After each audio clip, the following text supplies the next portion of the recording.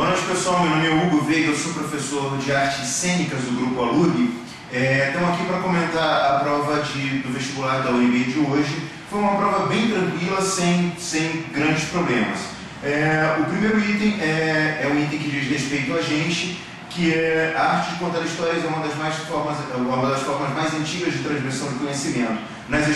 Tranquilo, a gente vai analisar o item através das frases. Então, a primeira frase, tranquila. Nas histórias estão presentes crenças, fantasias, bem como aspectos éticos, estéticos e morais de uma cultura. Tranquilo. O contador de histórias pode desenvolver para cada performance formas singulares de narrativa, utilizando objetos, músicas, sons, movimentos, de modo que suas ações se organizem cenicamente. Tranquilo, todas as afirmações corretas, um item um pouco cansativo porque ele é bastante comprido, mas sem problema nenhum aí no item, ok? Item 5, forma poética rica em situações dramatúrgicas e linguagem imagética, a literatura de cordel, além de influenciar outras manifestações artísticas, presta-se facilmente a adaptações para teatro, cinema e televisão. A gente pode ver aí quantas e quantas obras de teatro, cinema e televisão já tiveram essa influência, né? O próprio Auto da Compadecida do teatro, depois no cinema, é um grande exemplo disso. Um dos aspectos, item correto, item 5, item 6 também correto. Um dos aspectos marcantes da filmografia de Glauber Rocha é a apropriação de convenções imagéticas e iniciativas de cordel, tais como as representações da cerca, do misticismo e do cangaço, inspiradas na cultura popular nordestina.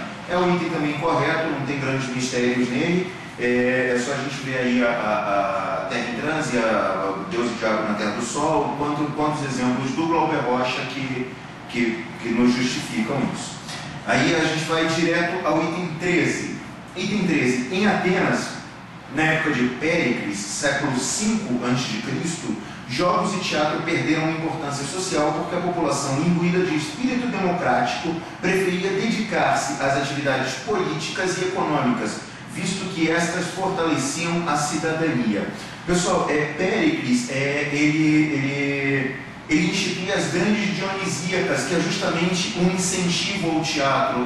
A cidade pagava os artistas e o cidadão não precisava pagar a entrada do teatro, né? Então era para as pessoas começarem a ir ao teatro, aí o grande festival de tragédia e comédia, tudo isso nessa época de Péricles. Então é absurdo você dizer que o teatro perde força, perde importância social na época de Péricles, se ele faz justamente o contrário disso. Portanto, item 13, errado.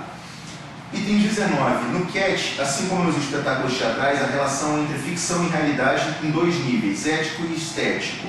Tranquilo. No nível ético, a dor e o sofrimento do lutador derrotado correspondem à catarse da dor real do público, conforme o modelo das tragédias antigas. No nível estético, o exagero cênico acentua o caráter da verossimilhança que atende à expectativa do público quanto à significação do espetáculo. Acentua o caráter de verossimilhança. Na verdade, se a gente voltar ao texto, a gente vai ver ali na linha 10 e 11 do texto, ao público pouco importa que o combate seja falseado ou não. Ou seja, ele diz que o que não vale a pena ser feito é quando você tenta fingir que aquilo é uma verdade. E que o que ele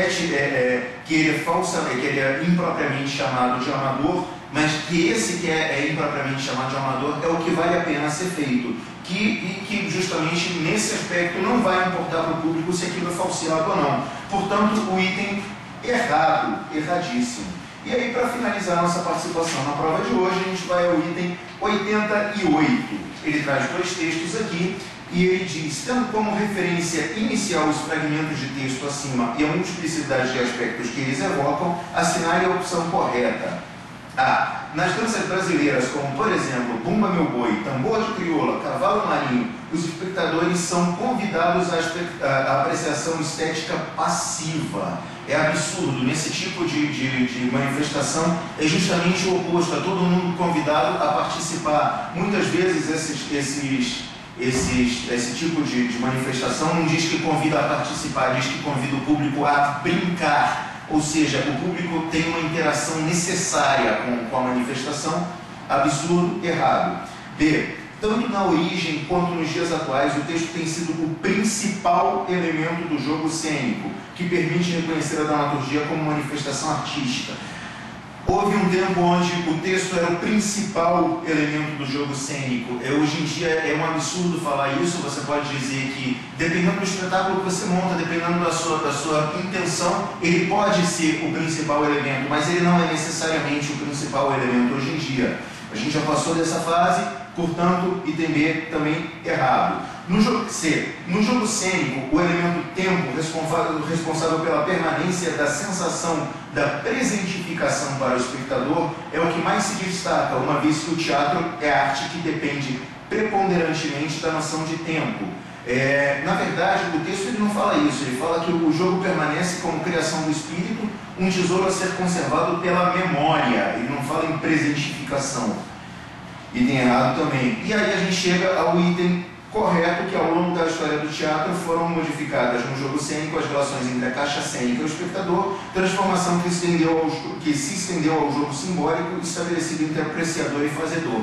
A gente não tem como negar que toda vez que muda a relação do espaço da plateia com o espaço, muda necessariamente a relação entre o apreciador, que é a plateia, né, o apreciador, e o fazedor, que é o ator, que é o artista de teatro, a direção, é o teatro como um todo.